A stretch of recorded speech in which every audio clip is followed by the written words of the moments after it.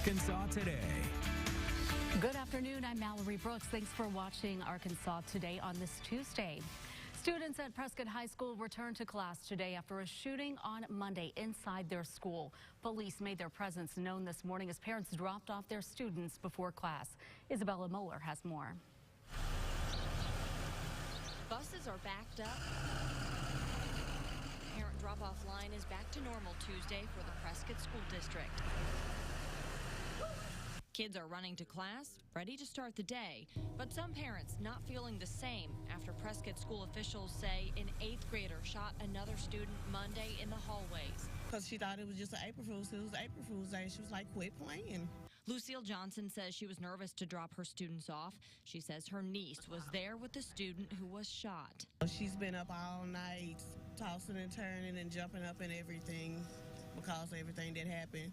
With a look at the law enforcement presence around school, Lyndall Hobson says he wasn't worried about dropping his student off.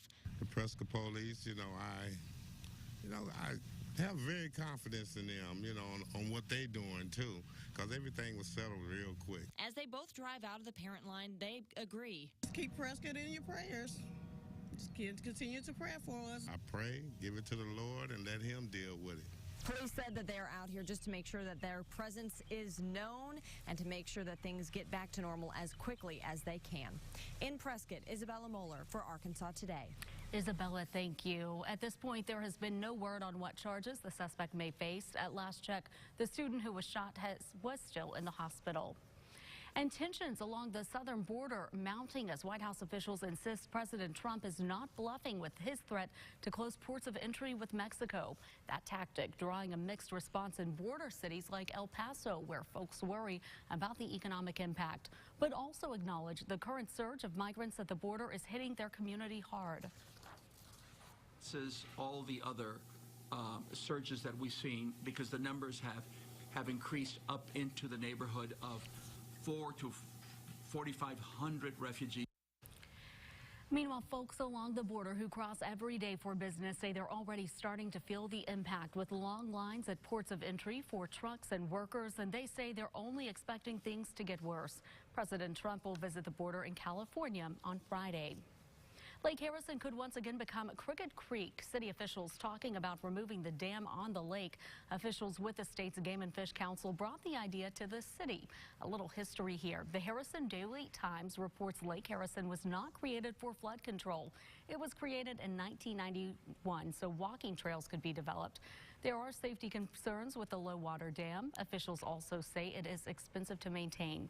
Most people at a meeting were in favor of removing the dam, which surprised Harrison's mayor. It was like 95-5 in favor of a creek rather than the weir. So I was really surprised. They present that weir that we have now as a safety hazard. And they're not saying that's what happened to Valines, but that is a safety hazard according to the Arkansas Game and Fish Commission. John and Amy Valines were killed during flooding at Lake Harrison late last year. The next step to bring back the creek is a committee meeting. Council members will then have to vote whether to remove the Harrison Lake Dam.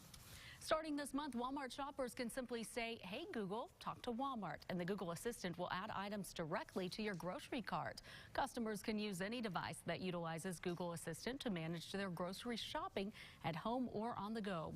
Walmart Voice Order will quickly and accurately identify the items shoppers are asking for based on previous purchases. Customers can add items to their cart one at a time over several days. And starting tomorrow, Amazon is planning to slash prices on hundreds of items at Whole Foods. Shoppers can expect to save an average of 20% on newly reduced items, and the lower prices will extend to all customers and not just Amazon Prime members. Expect to find discounts primarily on meat and produce, including greens, tomatoes, tropical fruits, and more. Whole Foods' last major price cut for all customers was in November of 2017. Taking a look at the day ahead happening today, Los Angeles police are expected to hold a briefing and give more information into the death of rapper Nipsey Hussle, who was gunned down outside his clothing store in South LA on Sunday. Leslie McSpadden, the mother of slain teen Michael Brown, killed in Ferguson, Missouri in 2014 by a white police officer, could end up serving on Ferguson City Council. Voters there will vote in that election today. And people across the country wearing red today to remember Equal Pay Day. The day highlights the differences in pay between women and men and other minorities. And taking a look back on this day in 1863, during the Civil War, the Richmond Bread Riot erupted in the Confederate capital. A mob outraged over food shortages and rising prices attacked and looted stores. In 1912, the just completed Titanic left Belfast to begin its sea trials, 8 days before the start of its ill-fated maiden voyage.